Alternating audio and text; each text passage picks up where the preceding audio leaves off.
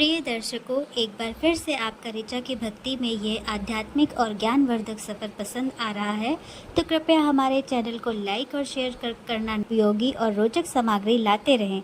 घंटी के आइकन को भी दबाना ना भूलें ताकि आपको हमारे सभी नए वीडियो की सूचना सबसे पहले मिल सके।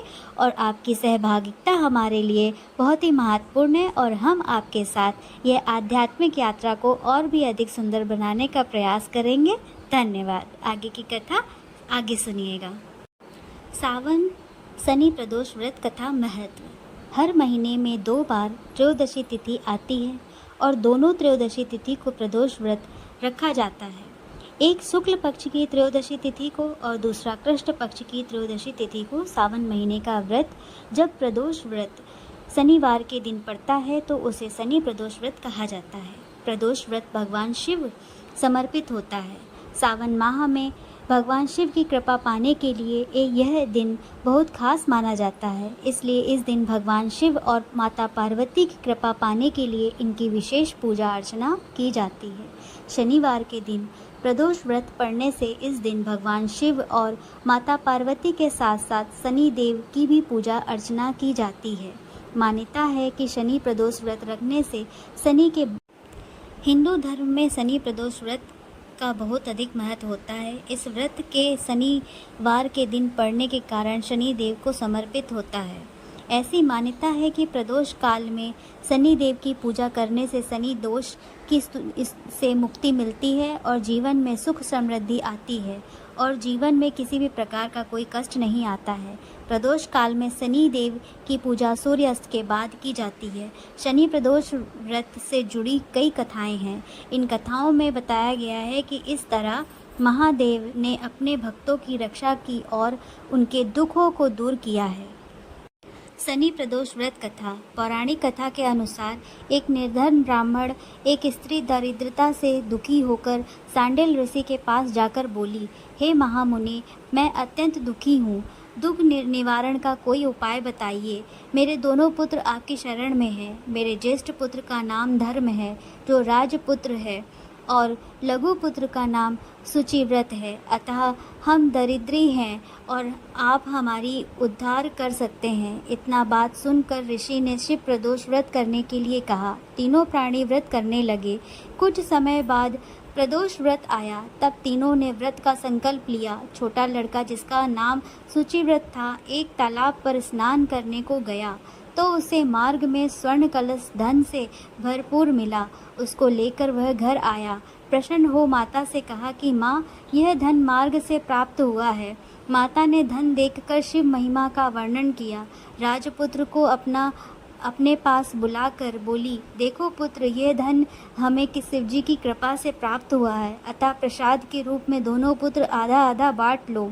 माता का वचन सुन राजपुत्र ने शिव पार्वती का ध्यान किया और बोला, पूज्य, यह धन आपके पुत्र का ही है, मैं इसका अधिकारी नहीं हूँ। मुझे शंकर भगवान और माता पार्वती जब देंगे तब लूँगा। इतना कहकर वह राजपुत्र शंकर जी की पूजा में लग गया। एक दिन दोनों भाइयों का प्रदेश भ्रमण का विचार हुआ। वहाँ उन्होंने अनेक गंधर्व कन्याओं को क्रीड़ा करते हुए देखा। उन्हें देख शुचिव्रत ने कहा कि भैया, अब मैं इससे आगे नहीं जाना है। इतना कहकर शुचिव्रत उसी स्थान पर बैठ गया, परंतु राजपुत्र अकेले ही स्त्रियों के बीच में जा पहुंचा। वहां एक स्त्री अति सुंदर राजकुमार को देख मोहित हो गई और राजपुत्र के पास पहुंचकर कहने लगी कि हे सखियों, इस वन के समीप ही जो दूसरा वन है, तुम वहां जाकर देखो। भांति भांति के पुष्प खिले हैं, बड़ा सुहावना समय है। उसकी शोभा देखकर आओ, मैं यहाँ बैठी हूँ, मेरे पैर में बहुत पीड़ा है। यह सब सखियाँ दूसरे वन में चली गईं। वह अकेली सुंदर राजकुमारी की ओर देखती रहीं। इधर राजकुमार भी कामुक दृष्टि से निहारने लगा। युवती बोली कि आप कहाँ रहते हो? वन में कैसे पधारे? किस राजा के पुत्र हो? क्या नाम है? राजकुमार बोला, मैं विदर्भ नरेश का पुत्र हूँ, आप अपना परिचय दें। युवती बोली, मैं विदर्भिक नामक गंधर्व की पुत्री हूँ, मेरा नाम अंशुमती है। मैंने आपकी मन स्थिति को जान लिया है, तुम्हारा सहयोग मिलाया है। युवती ने मोतियों का हार राजकुमार के गले में डाल दिया। राजकुमार हार स्वीकार करते हुए बोला कि हे भद्रे, मैंने आपका प्रेमोपहार स्वीकार कर लिया, परंतु निर्धन हूँ। राजकुमार के इन वचनों को सुनकर गंधर्व कन्या बोली कि मैं जैसा कह चुकी हूँ वैसा ही करूँगी, अब आप अपने घर जाइए। इतना कहकर वह गंधर्व कन्या सखियों से जा मिली। घर जाकर राजकुमार ने सूचिव्रत को सारा वृत्तांत कह सुनाया। जब तीसरा दिन आया, वह राजपुत्र सूचिव्रत को लेकर उसी वन में जा पहुंचा। वहीं गंधर्व राज अपनी कन्या को लेकर आ पहुंचा। इन दोनों राजकुमारों को देख आसन दे कहा कि मैं कैलाश पर आया था। वहाँ शंकर जी ने मुझसे कहा कि धर्मगुप्त नाम राजपुत्र है, जो इस समय राज्य विहीन निर्धन है, मेरा परम भक्त है। हे गंधर्व राज, तुम उसकी सहायता करो। मैं महादेव जी की आज्ञा से इस कन्या को आपके पास लाया हूँ। आप इसका निर्वाह करें और मैं आपकी सहायता कर आपको राजगद्दी पर बैठा दूंगा। इस प्रकार गंधर्व राज ने कन्या का विधिवत विवाह कर दिया। विशेष धन और सुंदर गंधर्व कन्या को पाकर राजपूत अति प्रसन्न हुआ। श्रावण मास शनि प्रदोष व्रत कथा। इसकी कथा के अनुसार प्राचीन काल में एक नगर में सेठ थे। सेठ जी के घर में हर प्रकार की खुशियां सुविधा थी, लेकिन संतान नहीं होने के कारण सेठ और सेठानी हमेशा दुखी रहते थे। काफ़ी सोच विचार करके सेठानी जी ने अपना काम नौकरों को सौंप दिया और खुद सेठानी के साथ तीर्थ यात्रा पर निकल पड़े। अपने नगर से बाहर निकलने पर उन्हें एक साधु मिले तो ध्यान मग्न में बैठे थे।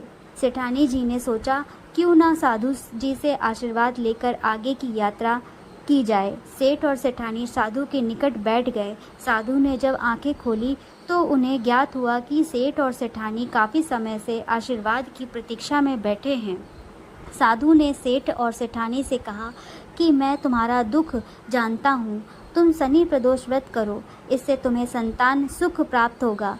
साधु ने सेठ सेठानी प्रदोष व्रत की विधि भी बताई और शंकर भगवान की भी निम्न वंदना बताई। हे रुद्र देव शिव नमस्कार, शिव शंकर जगत गुरु नमस्कार, हे नीलकंठ सुर नमस्कार, शशि शेखर मौली चंद्र सुख नमस्कार, हे कांत सुधी नमस्कार, हे उग्रत्व रूप नमस्कार, ईशान ईश प्रभु नमस्कार, विश्वेश्वर प्रभु शिव नमस्कार। दोनों साधु से आशीर्वाद लेकर तीर्थ यात्रा के लिए आगे चल पड़े और तीर्थ यात्रा से लौटने के बाद सेठ और सेठानी ने मिलकर शनि प्रदोष व्रत किया।